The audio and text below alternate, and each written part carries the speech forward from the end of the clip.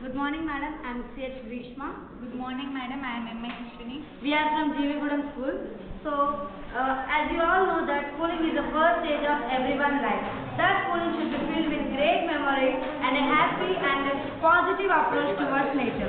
So, we are motivating our students to be friendly with nature and have a positive behavior with nature. So, here we present our eco-friendly school, which is going to influence a student's life to be friendly with nature throughout his life. Firstly, what do you mean by eco-friendly school? You proper relation with the nature around us. Yes. An eco-friendly school is a school where it is focusing on sustainable practices, that is, reducing the carbon footprint, that is the levels of CO2 in the environment. So through this, we can make students aware of in which they can reduce pollution. So for this eco-friendly school, we need to follow different ways. So for that, and for our first step towards that is the principle of following reducing waste, reusing and recycling waste of products and resources. Waste management and proper disposal is also necessary for clean environment. So it is important to use different types for proper disposal. For this, we have different color codings of dustbins, like the recyclable waste such as paper and plastic is to be dumped in green dustbin, and the food waste like fruit peels and vegetable peels is to be dumped in black dustbin, and the broken glass and metal waste is to be dumped in blue dustbin. Likewise, preventing the waste is not important, but disposing of the waste is also necessary. Ma'am, what mode of transport we use to reach your college every day? First, you are using good method, ma'am, because using public transport reduces pollution. We are also motivating our students to use bicycles so that they can reduce and they can take a part in reducing pollution in the environment. Nowadays, there is an excessive usage of fossil fuels like coal and petroleum. So if this usage continues, they get exhausted and they will not sustain for future. For this, we have found a solution by using solar energy in our school, that is by installing the solar panels which helps generate electricity and make pollution free. So you may have a doubt that how these solar panels are going to be worked.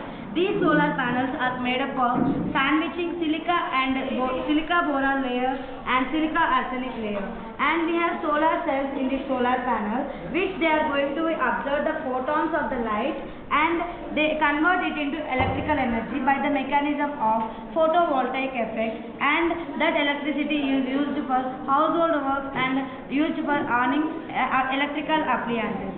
So I will show how this is going to be.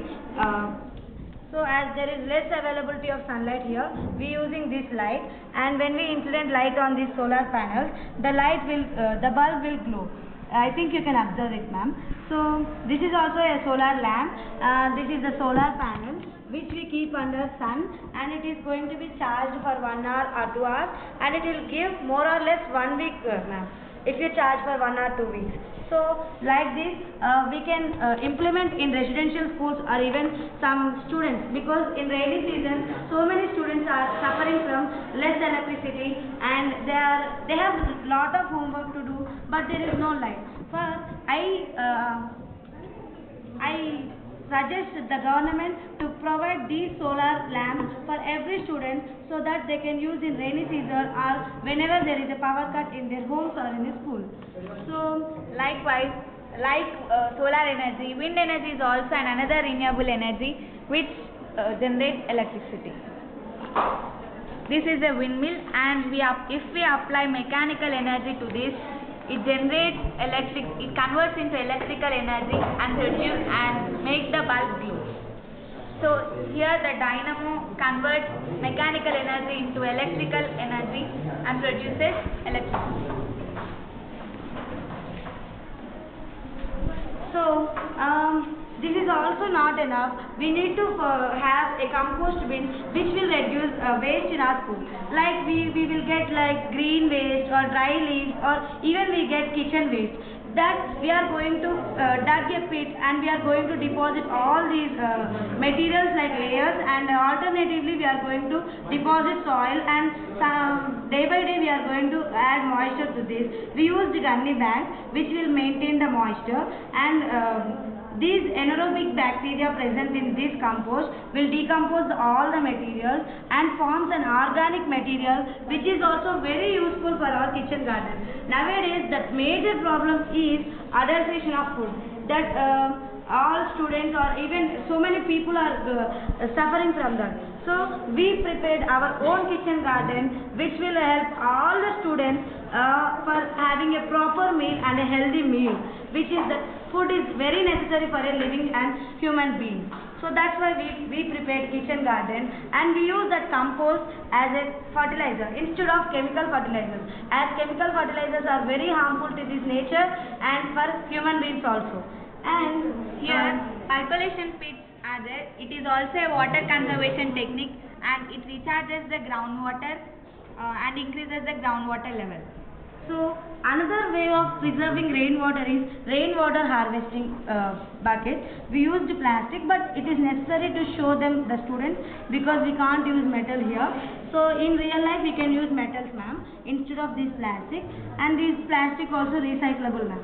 So when rainwater comes to this storage tank, it will passes through this pipe and gets into this filtration pit, which we have in the bottom layer we have cotton and somewhat big pebbles, and up on the upper layer we have big pebbles, so that first that large dust particles are going to be stuck on this in these large pebbles, and in these small pebbles the minute dust particles will get stuck, and in this cotton very minute particles are also going to be stuck in this cotton, and we can even drink that clean water, but there are some microbes in that water, that by adding bleaching powder or cleaning it we can have drinking water. So by usage of these rainwater also, because while it is raining, the water is running off every day, so we use this. As we have seen, each of us make a real impact on environment through everyday choices. Like implementing these methods in our school, we can make our school eco-friendly and our planet eco-friendly. Thank you. Save nature and stop pollution. Thank you. మీకు గనుక ఈ video నచ్చినట్లయితే like చేయండి, share చేయండి మరియు subscribe చేయండి.